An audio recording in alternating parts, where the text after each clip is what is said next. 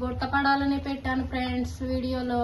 ఇది నేను కడిగి నానబెట్టా ముందే, ఎందుకంటే అందులో రాళ్ళు ఇసుక వస్తుంది కదా, ఎట్లనో వంటల్లో మన జుట్టు వస్తుంది, రాళ్ళు కూడా రావడం ఎందుకులే అని మాడింగ్స్ అనుకుంటా తుమ్ములు. హాయ్ ఫ్రెండ్స్, ఈరోజు నేనైతే పప్పుచారు చేస్తున్నా. మన ఇంట్లో కాసిన కూరగాయలతోనే వంకాయ పప్పుచారు. ఫస్ట్ అయితే ఆయిల్ వేసా, హీట్ చేస్తున్నా. పప్పు కూడా ఉడకబెట్టి ఉంచేసా ముందే. ఆయిల్ హీట్ అయ్యాక ఎండుమిర్చి వేసుకున్నా. పప్పుచారులో కూరగాయలు అయితే కట్ చేస్తున్నా. కొంచెం ఆవాలు, జీలకర్ర, ఉల్లిపాయ, చిన్న దాల్చిన చెక్క కూడా వేస్తున్నా. ఇలాచీ కూడా ఉంటాయండి, ఫ్లేవర్ మంచిగా ఉంటుంది పప్పుచారు. నా దగ్గర ఇలాచీ లేదు, అందుకే వేయట్లేదు నేను.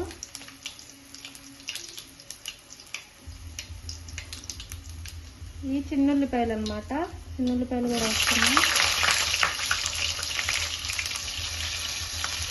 పచ్చిమిర్చి,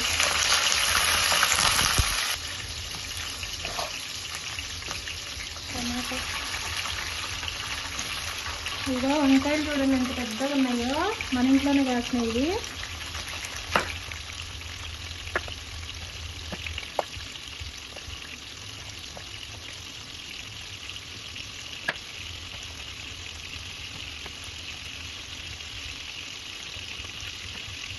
వేసి మొన్న చేసే పప్పుచారు మా వాళ్ళు అయితే మంచిగా ఇష్టంగా తిన్నారు, అందుకే మళ్ళీ వంకాయతోనే చేస్తున్నా. ఈసారి ఎక్కువ. కొంచెం పసుపు,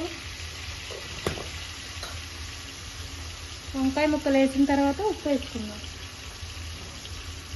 వంకాయ ముక్కలు,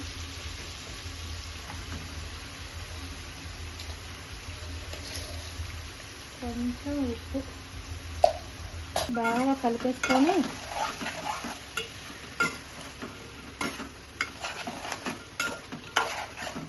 ముక్కలు మగ్గినయో లేదో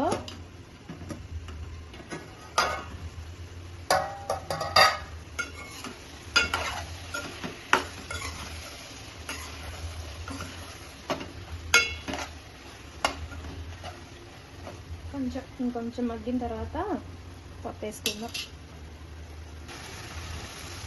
వంకాయ ముక్కలు మగ్గేటప్పుడు కొంచెం అల్లం పేస్ట్ వేస్తున్నా, కొంచెం వేయాలి బాగుంటుంది టేస్ట్. ఇంకో మా ఆయనకి చాలా ఇష్టం అనమాట ముద్దపప్పు నెయ్యి, అందుకే కొంచెం పప్పు అయితే పక్కకు తీస్తున్నా.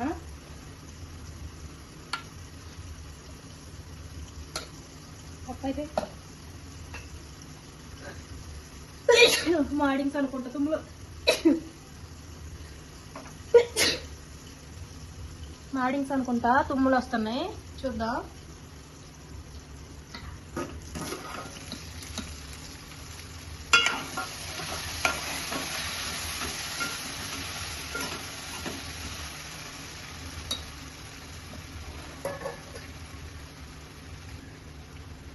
ఇంకా వంకాయ ముక్కలు ఇట్లా మగ్గిన తర్వాత ఇప్పుడైతే పప్పు పోస్తా.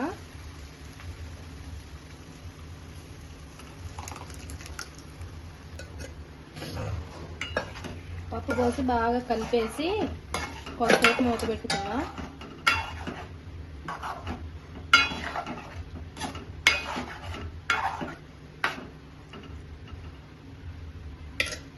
కొంతసేపు మూత పెట్టుకుందాం.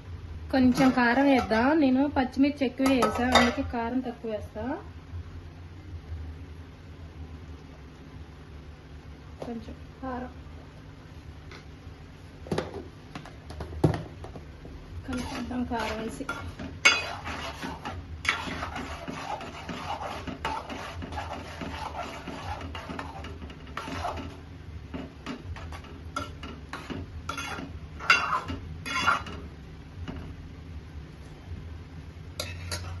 కాసేపు మగ్గనిద్దాం. కొంచెం మగ్గేసరికి అయితే చింతపండు పులుసు తీసుకుందాం. ఇది నేను కడిగి నానబెట్టా ముందే, ఎందుకంటే అందులో రాళ్ళు ఇసుక వస్తుంది కదా, ఎట్లనో వంటల్లో మన జుట్టు వస్తుంది, రాళ్ళు కూడా రావడం ఎందుకులే అని కడిగా అన్నమాట చింతపండు.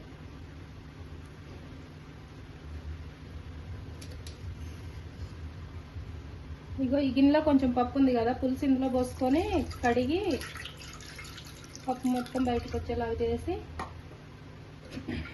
పప్పులో పోసేద్దాం. ఎందుకు ఫుడ్ వేస్ట్ చేయాలి కదా, కడిగిపోతే అయిపోయి. నేనైతే పప్పుచారు చేస్తే 2 రోజులకు సరిపోనే చేస్తా. నెక్స్ట్ డే అయితే ఫ్రై చేస్తా అనమాట. ఏదైనా ఫ్రై కర్రీ చేస్తే పప్పుచారుతో బాగుంటుంది. కారం వేసిన తర్వాత కూడా కొద్దిసేపు మగ్గింది కదా, మళ్ళీ అడుగు మాడింగ్స్ అయిందేమో చూద్దాం. ఏం మాడలేదు, కొద్దిగా అడుగంటుతుంది. ఇప్పుడే అడుగంటుతున్నప్పుడు పులుసు పోసేద్దాం. పప్పుచారు రానోళ్ళు ఎవరు లేరులేండి.